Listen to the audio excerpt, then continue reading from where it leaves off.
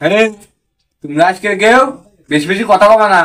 আজকাল পরিদর্শনের নতুন স্যার আসতেছে একজন, প্রশ্ন করতে পারে বলো। জি স্যার, আমরা ভালো করে ভালো করে উত্তর দিবা আর ঠান্ডায় বসে থাকবা।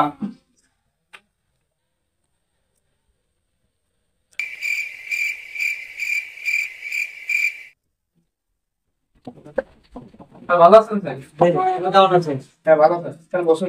না না, বাটার লাগবে না, তুমি বসো। আমি দুটো তিনটে কোশ্চেন করে চলে যাবো। আচ্ছা আজকে একটু ব্যস্ত আছি তো, অন্য অন্য স্কুলে যেতে হবে। হ্যাঁ বলো, সবাই বসো। হ্যাঁ, তাহলে তোমার দিয়ে শুরু করি, উঠে দাঁড়াও। বলো তো, বাংলাদেশের রাজধানীর নাম কি? সিলেট। তুমি ক্লাস 8-এ উঠলে কিভাবে?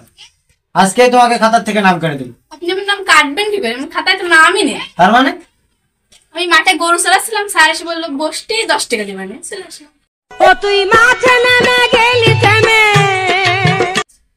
স্যার, এসবগুলো কি হচ্ছে? শিক্ষার নামে সব ব্যবসা আছে নাকি? আজই হেড স্যারকে বলে আপনাকে সাসপেন্ড করে দেবো। সাসপেন্ড করাবেন কে এটা? তার মানে? আমি তো এই টিচারই না। পৃথিবীর নিয়ম নীতি কিছুই বুঝি না। আমার দোকান ওই সামনের দোকানটা আছে না, দোকানে যাই এক টিচার বললো কি, তুই যাই ক্লাসে বসে থাকবে, এখানে শহরের 4টা লোক আসবে না, তাই আমি এসে বসে রয়েছি। কারণ আমি তো বাজার যাচ্ছি, বাজার চাইছি না। আমি হেড স্যারের কাছে যাচ্ছি, দেখি।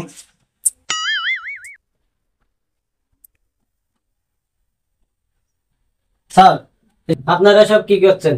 নকল ছাত্র শিক্ষক দিয়ে স্কুলে লেখাপড়ার নামে ব্যবসা করছেন?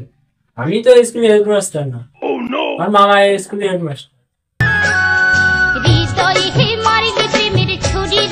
আমি আসলাম, মামা বলে কি আমার ওই বাড়ি কাজ আছে, জমিদার কাজ করে তো, ওই বাড়ির গ্রামে গেছে, তাই আমি আইছি।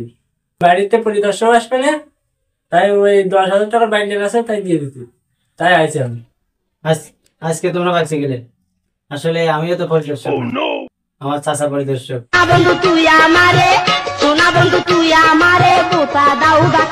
ঠিকাদারির কাজ করে পৌরসভায় গেছে জমা দিতে, এই জন্য আমি আসলাম।